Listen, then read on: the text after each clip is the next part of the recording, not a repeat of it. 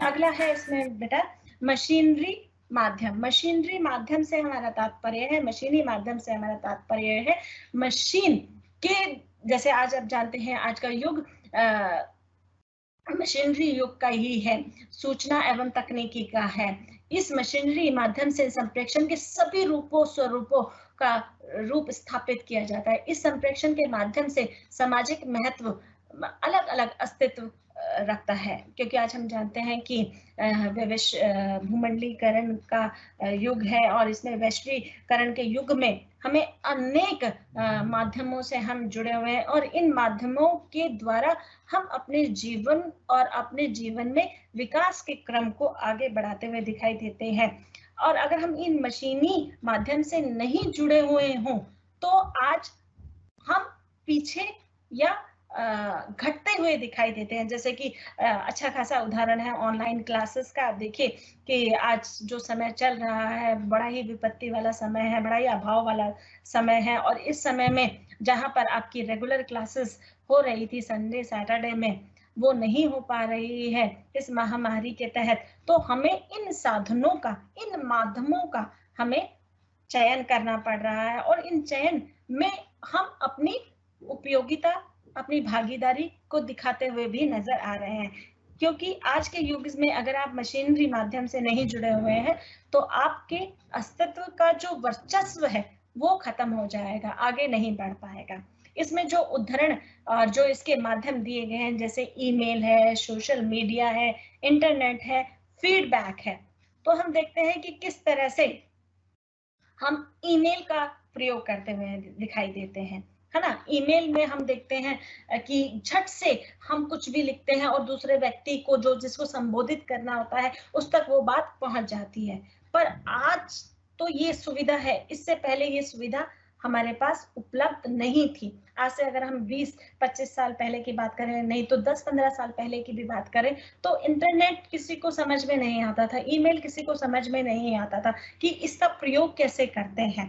पत्र के द्वारा ही अपनी अभिव्यक्ति दी जाती थी और वो पत्र 3-4-5 दिनों में जब भी सुविधाजनक लगेगा, मैं 3 दिन का तो होता ही था कि 3 दिन बाद पत्र पहुंचेगा, उस पत्र प्राप्त होने के बाद उसकी प्रतिक्रिया देनी होगी। और आज झट से हम देखते हैं कि हम टाइप करके, टंकन करके और उसे भेज देते हैं जिसे संबोधित करना हो। तो कितनी आसान मतलब ये सुविधा हो गई है कि अपने संदेशों को किसी दूसरे व्यक्ति तक पहुंचाना कितना सरलतम हो गया है। और यह समाज इसी तरह का समाज है, ईमेल का ही हम समाज कह सकते हैं, और इसका जो प्रयोग है वह जोरों शोरों से हो रहा है और तुरंत हम अपनी प्रतिक्रिया, अपनी क्रिया सामने वाले व्यक्ति तक पहुंचा सकते हैं। साथ ही साथ हम फोटो, किसी पीडीएफ को देना हो, किसी सामग्री को किसी तक पहुंचाना हो तो हम ईमेल के माध्यम से तुरंत पहुंचा सकते हैं और देखिए पलक झपकते ही वो हमें मिल जाता है। इससे ज्यादा और क्या हम मतलब मशीनरी माध्यमों का प्रयोग करने में सक्षम है कि हमें एकदम ही तुरंत सारे जवाब मिलते हुए दिखाई देते हैं। दूसरा इसमें है सोशल मीडिया। सोशल मीडिया से हमारा तात्पर्य है बेटा कि व्यक्ति अपने भावों, विचारों और अनुभवों को दूसरों तक पहुंचा सकते हैं। मनुष्य एक सामाजिक प्राणी है, जैसे कि हम जानते हैं समाज में हम रहते हैं और समाज से हम जुड़े हुए हैं और उसमें हम क्रिया प्रतिक्रिया करते हुए दिखाई देते हैं। तो समाज से जुड़े रहने के साथ साथ समय समय पर हमें अपने उद्देश्य, अपने संवाद पर संचार हम करते हुए दिखाई देते हैं। संवाद और संचार यानी कि संचार जो है वो संप्रेषण ही है कि अपनी बात हम दूसरों तक कैसे पहुंचा रहे हैं और दूसरों की बात हम तक कैसे पहुंचाई जा सकती है। इसका रूप स्वरूप हमें इन आधारों पर देखना होगा। पहला है समाचार। हम देखते हैं समाचार है, रेडियो है, टीवी है, इंटरनेट है, ये सारा क्या है बेटा? सोशल मीडिया ही है। ये मीडिया के कई रूप है जो आज के समय में अपना वर्चस्व स्थापित कर चुके हैं, जिसके माध्यम से हमें अनेक प्रकार की जानकारियां तुरंत सुलभ हो जाती है, तुरंत ही हमें मिल जाती है। जैसे हम फेसबुक की बात करें, फेसबुक में हम किस तरह की क्रिया करते हुए दिखाई देते हैं। अपनी फोटो हम शेयर करते हुए दिखाई देते हैं, या कोई किसी तरह की कोई चीजें हमें अच्छी लगती हैं तो हम उसका प्रदर्शन करते हुए दिखाई देते हैं। कई बार हम अपनी इच्छाओं को, अपनी कविता को, अपने संदेश को, अपने सूक्ष्म रूप से लघु वक्तव्य को, लघु कहानी को भी हम फेसबुक तक लिखकर दूसरों तक पहुंचा देते हैं और अनेक प्रतिक्रियाएं वहां पर हमें दिखाई देती हैं। हम जो भी लिखते हैं उसका रूप स्वरूप हमें तुरंत दिखाई दे जाता है। हमें लाइक भी पता चल जाते हैं, हमें डिसलाइक भी पता चल जाते हैं, हमें कमेंट भी पता चल जाते हैं, और हम देखते हैं कि हम अपने आप को कितना प्रसिद्ध करने में भी यहाँ पर सक्षम है, क्योंकि फेसबुक एक ऐसा माध्यम है जिसके द्वारा हम हर तरह की अभिव्यक्ति को वहां पर पारित कर सकते हैं और करते हुए भी दिखाई देते हैं। आज कितना आसान हो गया है कि कहीं भी घूमने जाओ और अपनी फोटो को वहां पर शेयर कर दो, और अपने जितने भी परिजन हैं, जितने भी सगे संबंधी हैं, जितने भी मित्र हैं, वो सब उसको देख सकते हैं और अपने अपने अनुभव, अपने अपने विचार वहां पर प्रस्तुत कर सकते हैं। तो ये मशीनरी माध्यम का ही कमाल है बेटा, कि आज के युग में हम तुरंत सब चीजों को एकदम एक पल लगाते हुए सब सुलभ कर लेते हैं। दूसरा है बेटा इसमें व्हाट्सएप की अहम भूमिका है। ये 6-7 साल ही हुआ होगा व्हाट्सएप को आए हुए। हम देखते हैं कि किस तरह से एकदम सारी चीजों में परिवर्तन हो गया है।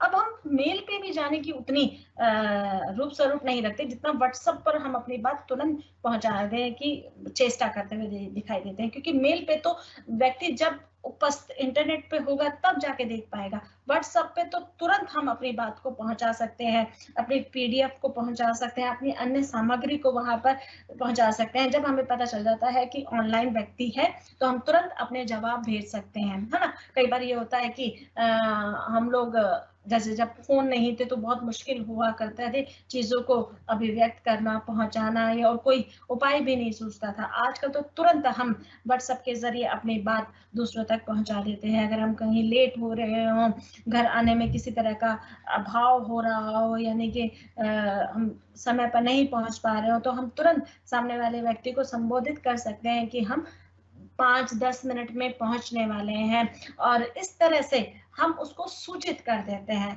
और अगर नहीं आना हो तो भी हम लिख देते हैं, किसी तरह की बीमारी है, आपदा है, या किसी तरह की परेशानी है, तो तुरंत हम अपने परिजनों को, अपने मित्रों को वहां संबोधित करते हुए दिखाई दे जाते हैं व्हाट्सएप पर, और अपनी फोटो भी वहां पर हम शेयर कर देते हैं। और संदेश के लिए तो बहुत ही महत्वपूर्ण प्रक्रिया यहाँ ये बन गई है कि हम व्हाट्सएप के जरिए ही आज हम लोग अपने संदेश पारित कर रहे हैं इस समय पर, कि ऑनलाइन क्लास कितने बजे है, कितने बजे आपको आना है, कितने बजे उपस्थित होना है, क्या क्या आपको डाउनलोड करना है, उसकी प्रक्रिया हम पूर्ण रूप से आपको भिजवा सकते हैं कि ये आप रूपरेखा के द्वारा इससे जुड़ सकते हैं। तो इस तरह से मशीनरी माध्यम हमारे जीवन में अहम भूमिका निभा रही है। इसमें तीसरा आ जाएगा बेटा फीडबैक। कहने का तात्पर्य नहीं, इससे पहले मैं इंस्टाग्राम की बात करूंगी। इंस्टाग्राम में भी लोग अपनी बातों को, अपने अनुभवों को शेयर करते हुए दिखाई देते हैं। इसी तरह से ट्विटर पे भी अपनी बात रखते हुए दिखाई देते हैं। अपने जैसे कि आप देख रहे हैं आजकल प्रधानमंत्री मोदी जी भी ट्वीट करके लोगों को संबोधन दे रहे हैं, महामारी के बारे में बता रहे हैं, अनेक वहां पर उसकी उपयोगिता, उसकी महत्ता को समझा रहे हैं, जानकारी दे रहे हैं, और लोग अब उनके संवाद को, उनके संप्रेषण को पढ़कर अपनी अभिव्यक्ति भी लिखित रूप में वहां पर ज्ञापित कर रहे हैं। तो ये लिखित यानी कि तथ्य रूप में अपनी जानकारी वहां पर दे रहे हैं। इंटरनेट देखिए कि ये सभी इंटरनेट के माध्यम से ही हो पा रहा है। चौथा इसमें है फीडबैक। फीडबैक से हमारा तात्पर्य है कि फीडबैक देते समय हमें बहुत सारी चीजों की जानकारी रखना अत्यंत आवश्यक है। फीडबैक देते हुए हमें पहले उस संदेश को अच्छे से पढ़ लेना चाहिए। उस संदेश में उसके भाव अभाव दोनों, यानी कि लाभ अलाभ, उसकी सफलता असफलता देखकर हमें उसे प्रस्तुत करना चाहिए, क्योंकि हमारी भाषा ही हमारी ताकत है और भाषा के द्वारा ही हम अपनी अभिव्यक्ति कर सकते हैं। तो हमें ऐसे शब्दों का चयन बिल्कुल नहीं करना चाहिए जो किसी को पीड़ादायक हो। हमें ऐसे शब्दों का चयन करना चाहिए जो प्रश्न की मांग है, यानी कि जो ट्वीट किया है, जो इंस्टाग्राम पे इंस्टेट किया है या जो सोशल मीडिया पे किसी भी तरह की कोई प्रतिक्रिया दी है, तो हमें सोच समझकर अपनी व्यवहारिकता के अनुसार उसकी अभिव्यक्ति करनी चाहिए। ये नहीं कि जैसा भी हमने लोगों ने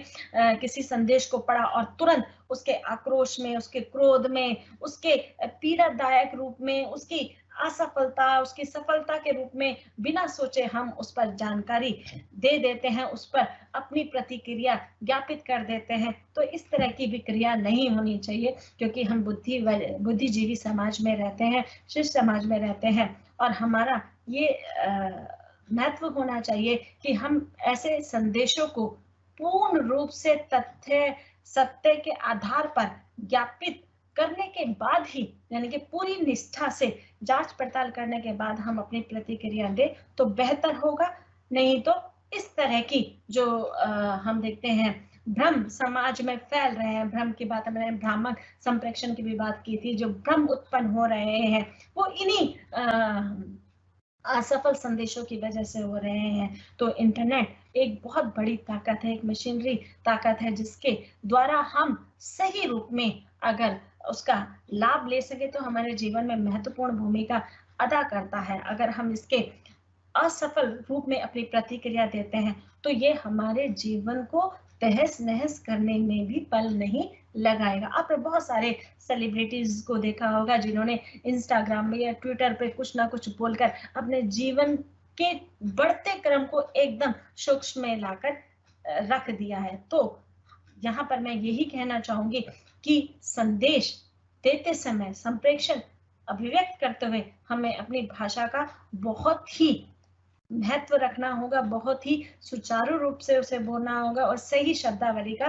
प्रयोग करना होगा, जिसके माध्यम से हम अपनी बात कह भी सकते हैं और अच्छे से दूसरों को समझा भी सकते हैं। तो इस तरह की शब्दावली को हम व्यक्त करते हुए अनेक प्रकार के रूपों को हम इसमें व्यक्त कर सकते हैं।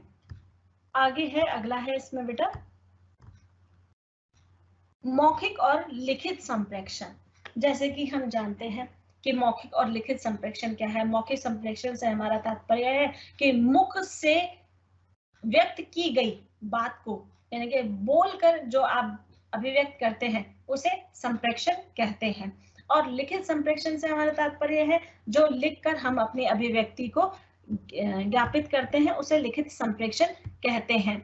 इनमें हम महत्वपूर्ण भूमिका अदा करते हैं। मौखिक और लिखित संप्रेषण।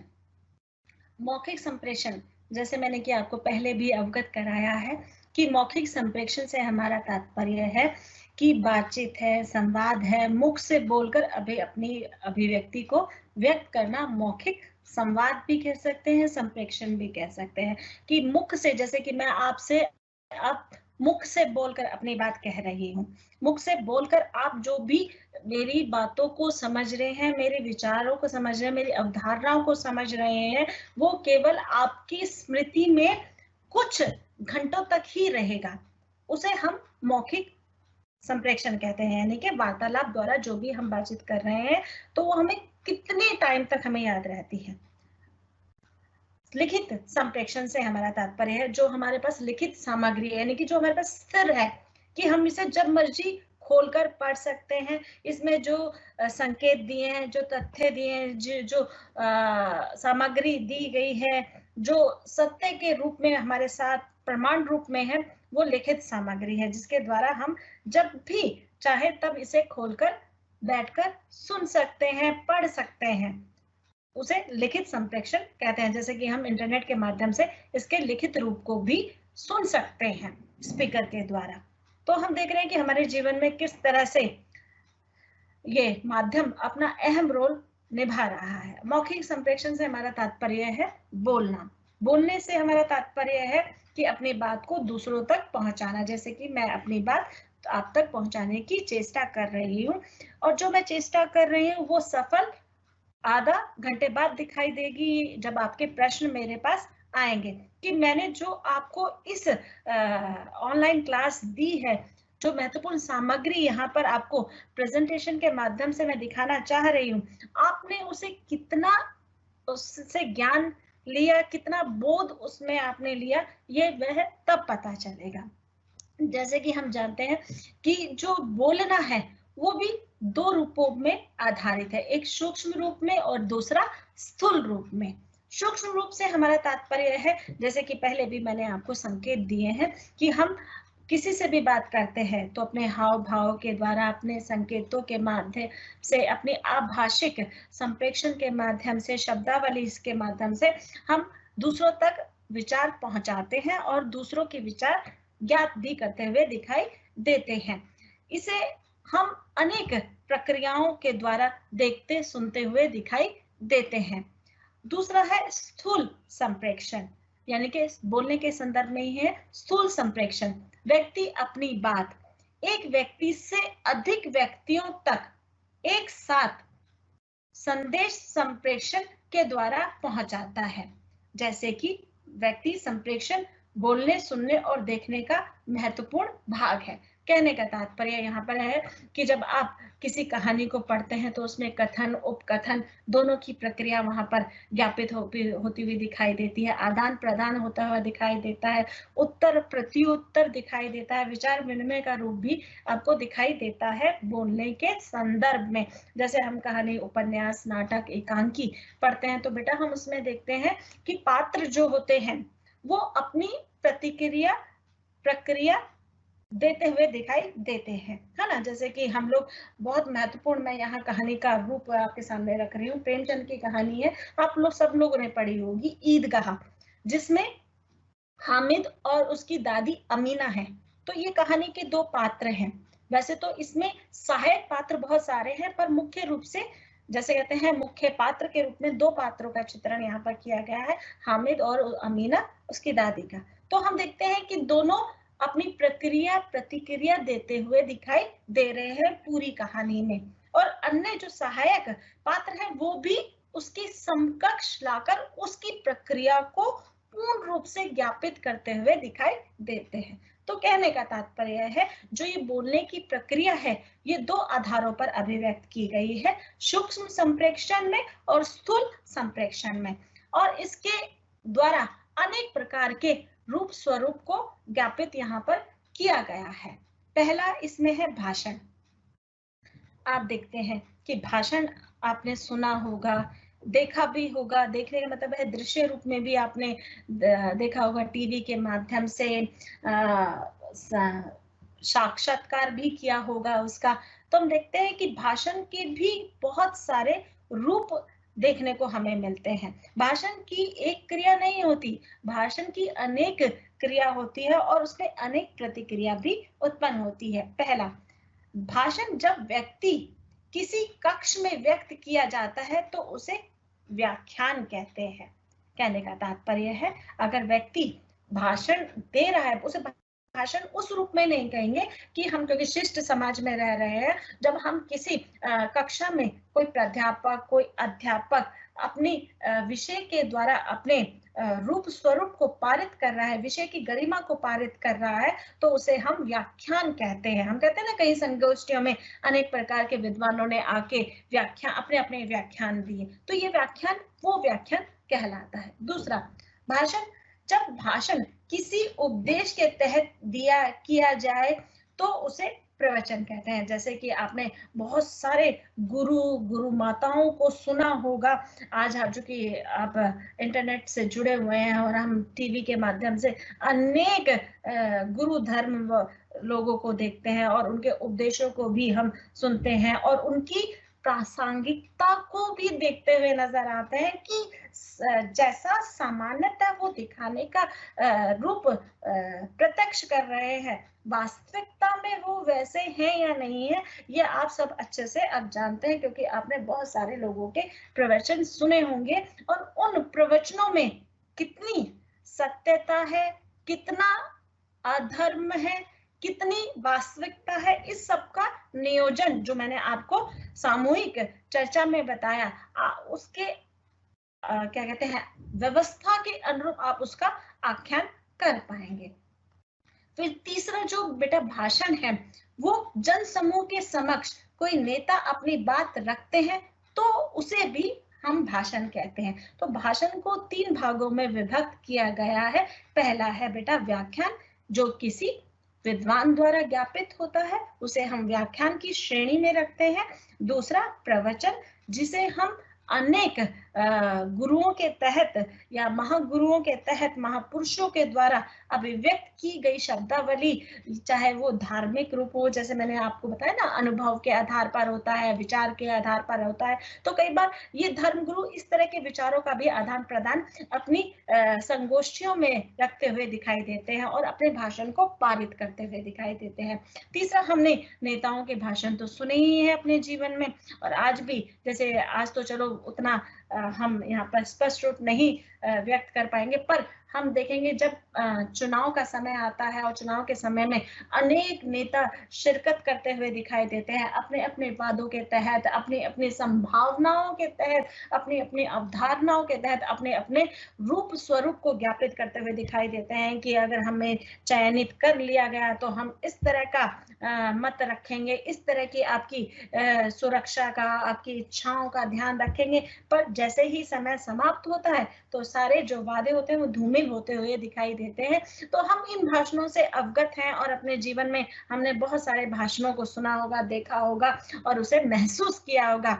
इस तरह के भाषणों को लेकर जीवन किस तरह से रूप अतिरूप करता हुआ दिखाई देता है, वो भी हमें देखना होगा और इस प्रतिक्रिया को भी हमें अपने समूह के तहत ज्ञापित करना होगा कि भाषण हमें किस तरह से ज्ञान देता है, हमारी विचारात्मकता को बढ़ाता है, हमारे अनुभवों को विकसित करने में अपनी भूमिका निभाता है। दूसरा है इसमें बेटा वॉइस ओवर। वॉइस ओवर से हमारा तात्पर्य है कि इसमें ये मूलतः तकनीकी पर आधारित है और तकनीकी पर आधारित है तो इसमें तकनीकी के पहलुओं की अहम भूमिका भी दिखाई देती है। इसमें वक्ता मूल रूप से दिखाई नहीं देता, जैसे कि आप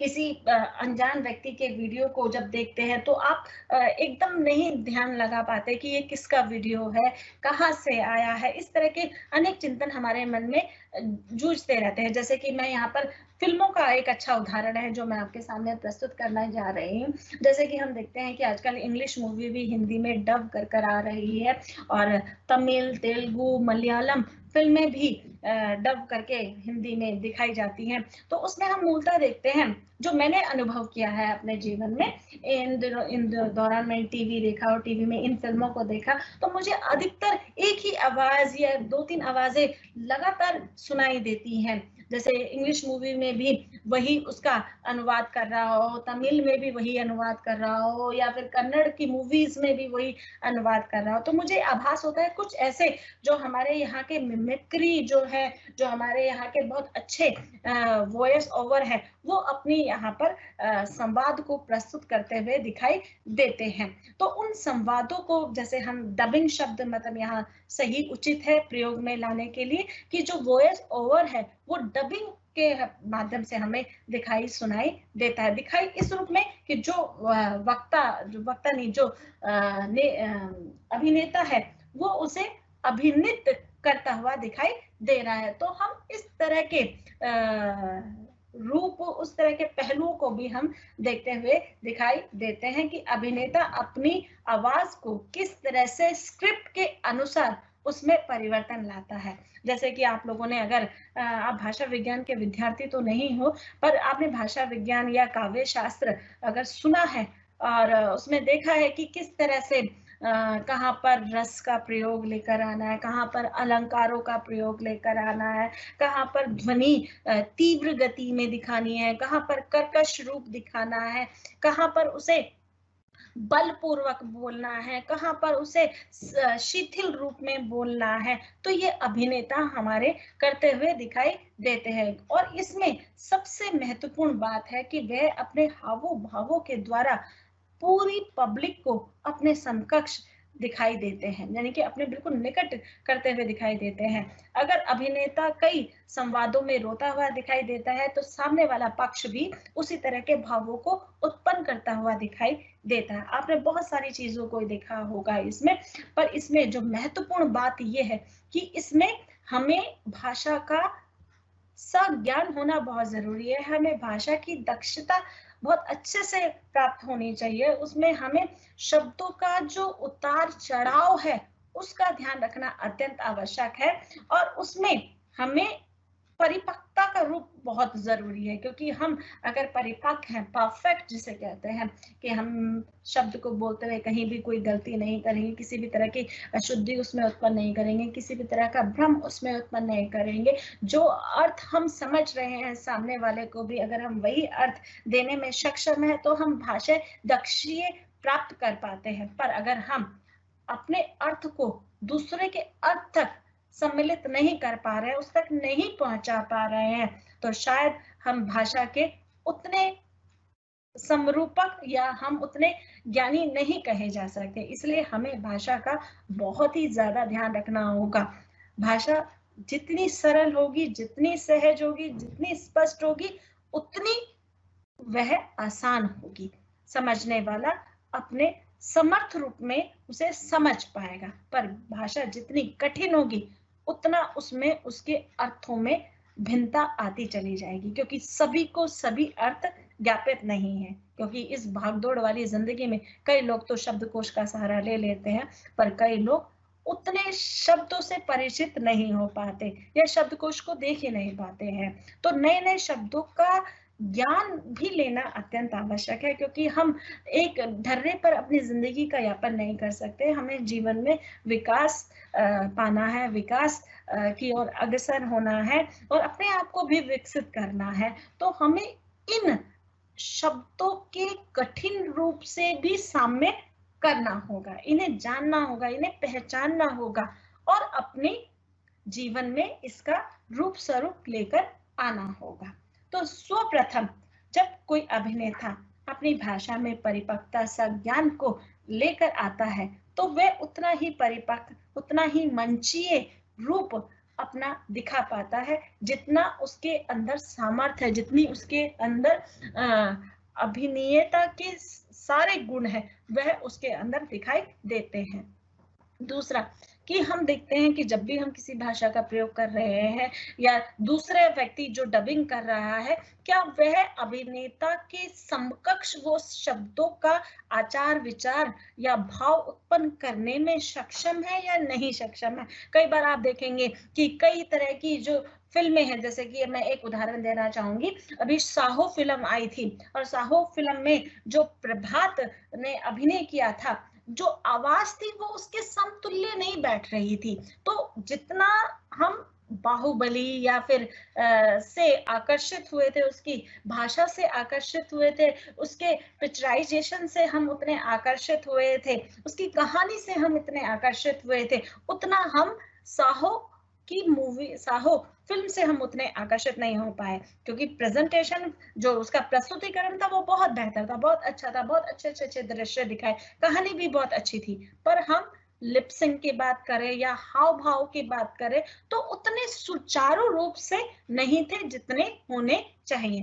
तो हमें सर्वप्रथम इन चीजों का भी ध्यान रखना है कि अगर हमें इस तरह की किसी कला को अपनाना है तो वो पूर्ण रूप से अपनाना है, जहां हमें पीड़ा यानी कि दुख का संवाद अभिव्यक्त करना है तो उसमें दुख की अभिव्यक्ति आना अत्यंत आवश्यक है। अगर वो दुख की अभिव्यक्ति सामने वाले को महसूस ही नहीं हो रही है और आप उसे अभिव्यक्त कर रहे हैं तो वो उतनी सार्थक नहीं दिखलाई जाएगी जितनी होनी चाहिए। तो हमें हर्ष है, जैसे मैंने रस के बारे में आपको बताया कि हमारे यहाँ पर, आपको भी पता होगा कि हमारे यहाँ पर कितने प्रकार के रस हैं बच्चे। हमारे यहाँ पर 33 प्रकार के संचारी भाव हैं और हमें अनेक प्रकार के रस हमें बताए गए हैं, जैसे श्रृंगार रस है और आपके ध्यानक रस है, रौद्र रस है, करुण रस है, हास्य रस है, वीर रस है ना। तो हमें इन रसों के द्वारा अपनी अभिव्यक्ति व्यक्त करनी होती है। अलंकारों में, अलंकारों से हमारा तात्पर्य है कि अलंकारों का प्रसादन भी उसमें होना चाहिए कि भाषा में किस तरह की लाक्षणिकता, किस तरह की प्रभावशालीता, आकर्षक रूप भी अपनाना चाहिए, इसका भी हमें ध्यान रखना होगा। साथ ही साथ पैराडब, लिपसिंग, मिमिक्री, माइक टेक्निक आदि का भी ध्यान रखना अत्यंत आवश्यक है। तो आज हम लोगों ने भाषा और संप्रेषण में लिखित अनेक अभिव्यक्तियों को समझने का प्रयास किया। साथ ही साथ इसमें हमने भाषण या वॉइस ओवर में अपनी बात को कहने की जो निष्ठा है, जो एक रूपता है, उसको भी यहाँ पर देखना चाहिए। इसके द्वारा ही हम अपनी अभिव्यक्ति कर सकते हैं। अगला जो इसमें थर्ड वन है वाद विवाद। वाद विवाद से हमारा तात्पर्य है कि हम वाद विवाद कब करते हैं, जब हम विषय से पूर्ण रूप से संतुष्ट नहीं हो पाते या हमारे विचार मेल नहीं खा पाते, तब जाकर हम वाद विवाद का विषय वहां पर उठता है। क्योंकि ये एक मौखिक अभिव्यक्ति है, मौखिक रूप से इसका प्रदापन किया जाता है और किसी विशिष्ट विषय के पक्ष विपक्ष में अपनी बात कहते हैं, सुनते हैं और सामने वाले के सामने प्रत्यक्ष रूप से रखते हुए दिखाई देते हैं। इसके बारे में हम कल अच्छे से और विस्तृत रूप से जानकारी लेंगे। आज के लिए इतना ही। अब आप मुझसे अपने प्रश्न जो भी आपके मन में उमड़ रहे हों वो आप पूछ सकते हैं।